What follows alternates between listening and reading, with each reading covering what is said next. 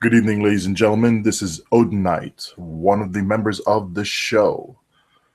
When I collectively started this whole concept of the show, and show being kind of playing with words on showing how others work, it really started out as kind of a roundtable discussion for a video game where a bunch of us got together, and then the setting was pretty much if you were to hear us on Ventrilo, TeamSpeak, Mumble, whatever comms that we gamers use to be able to collectively talk to each other, this is what you would hear us discuss.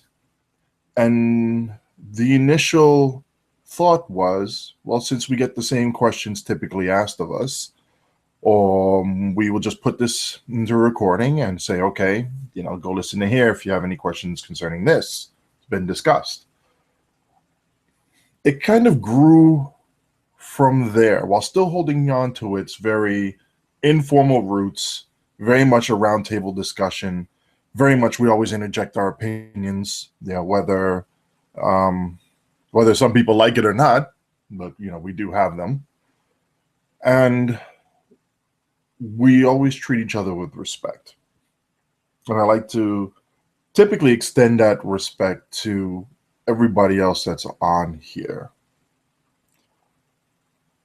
It's something that I am thinking about in the back of my mind every time we keep expanding the format of the show overall, not just the Trek Wednesday series, but the show overall, as far as people we bring on to discuss different topics, and even with the show itself, as far as people we're talking about, whether it be gaming, whether it be social issues, whether it be political candidates, that sort of thing. Yes, we'll joke around. Yes, we'll poke fun. Yes, we will always say we have our own opinions, that sort of thing.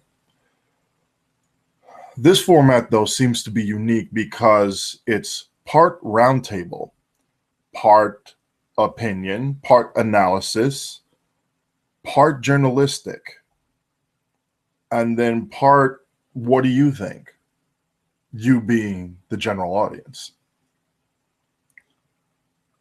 And so whenever there's some sort of controversy that comes up, whether it be the opinion of somebody that we bring on here, be it for gaming or otherwise,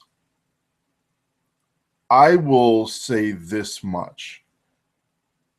If it comes down to a measure of journalistic ethics and of good taste, based off of everything that I have read so far about journalistic ethics, so long as it is the opinion of the person being interviewed that has not been slanted, skewed, misrepresented, misquoted, it should be allowed. And I'm one for not censoring somebody, whether I disagree with them or not. Now, there may be some things or some situations where people would look at, a good example here, they look at the Ku Klux Klan preparing for a parade around in an area. And people are like, how should they have the right to be able to do something like this? Well, in this society, we value the right of freedom of expression, so long as it does no harm to another individual. And yes, while they are perpetuating a hate mentality, they are marching in a public place and they are causing no direct harm there. And I would rather have that than the secret society that seems to be cool because it is underground. And the reason why I say that's twofold. One, they have a right to march in a public area stating their causes and their case.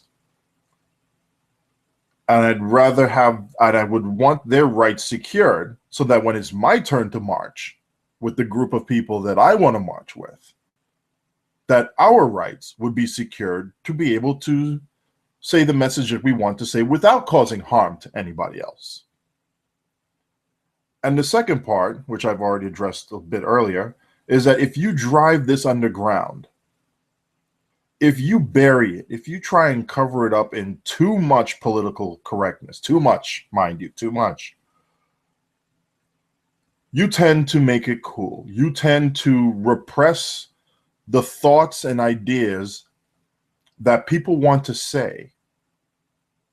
And they may not necessarily be racist or disturbing, but it's just questioning some aspect that they're looking at. And when you repress something like that, you tend to breed the very thing that you want to stamp out. History has shown that more times than not, that the moment you start a repressive regime, you will have people who will try and fight you.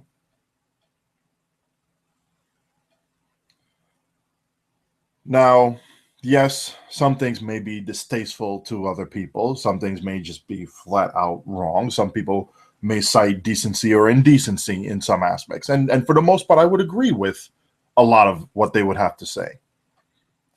But when it comes to something where we need to have an open discussion about, whether it be racism, sexism, journalistic ethics, roundtable discussions of different things that happen within one environment or another, we need to have an open and honest discussion, even if it's about views that we do not like. Because if we as a society, we as a species want to get better, we have to at least put some sort of attention to the initial conversation. Hey, I think we're doing this because this is wrong here. Well, why do you think it's wrong? Well, if they say because I say so, obviously that doesn't fly. End of the discussion as far as that's concerned.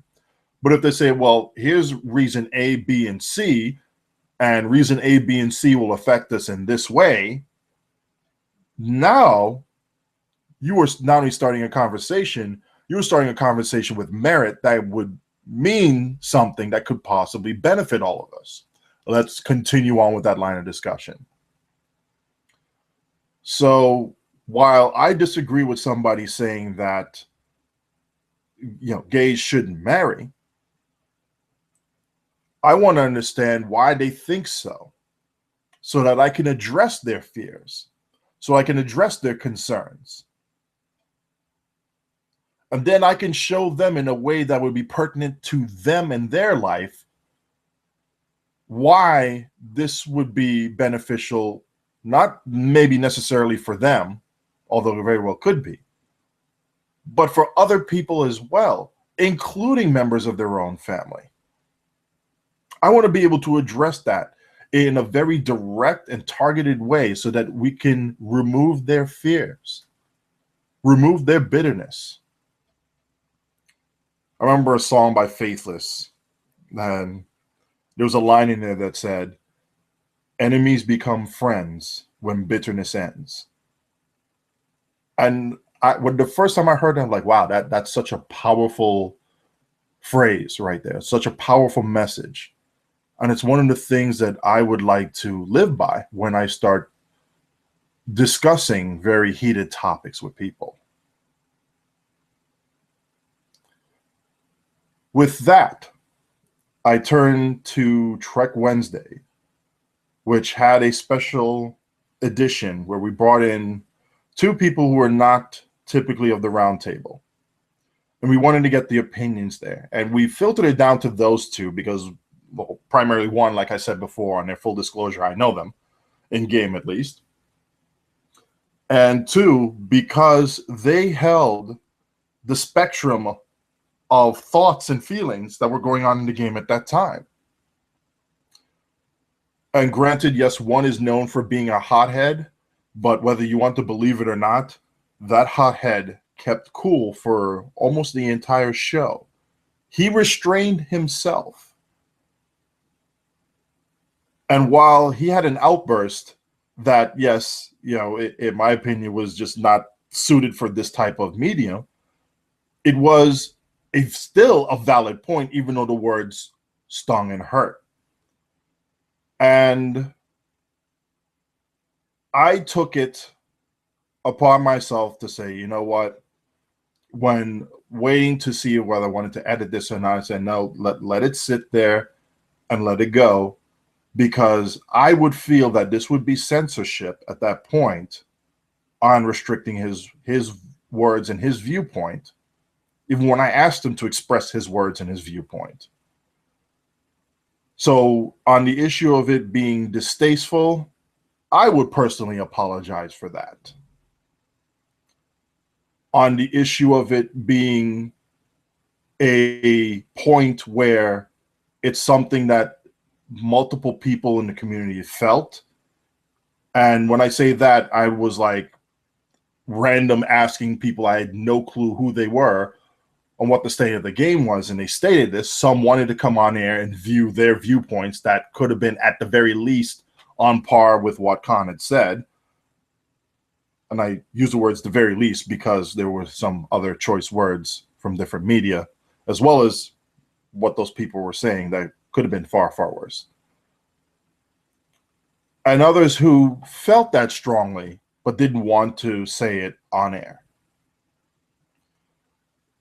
And so I was left with the responsibility of saying, do we go ahead with this or not? And I made the choice to say, yes, we go ahead with it, based on the fact that this is something that a lot of us have felt, and we were very frustrated with it. And we stated, this is something that we are seeing here and we're perceiving this. So I will shoulder the responsibility of the repercussions with that. I've said it on Reddit a couple of times based on the Star Trek Online community, and I will still shoulder that responsibility. So while I would say that the message is still there, I will apologize for the way in which the select choice words were delivered. As far as bringing in other people who hold different viewpoints that some people may feel is disgusting or whatever it is, your own personal opinion, you're welcome to have your own personal opinion. If you want to come and voice your own opinion on a specific topic, you're welcome to do so. But we will hold those type of discussions in a very respectful way. We can have a very strong and opinionated discussion on something, so long as what's being discussed is to the point, factual, dealing with reality. Make your case, and we'll have it there, and you'll be able to deal with the situation. Now, that is not to say that whatever words that you say will not go unanswered. We have to deal with the same thing as well on the show. Whatever we say can be challenged.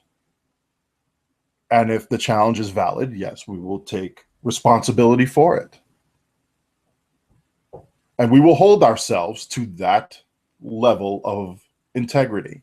Even though technically we say we're not journalists, and that is true, we will still hold ourselves to that level of integrity. We will hold honest reporting, honest opinion, and a very straightforward and to the point statement, and then give our detailed analytics of it, our own opinion based off of what we're seeing here. So we will do both. Thank you all for listening. Trek Wednesday Beyond in less than an hour. We'll see you there.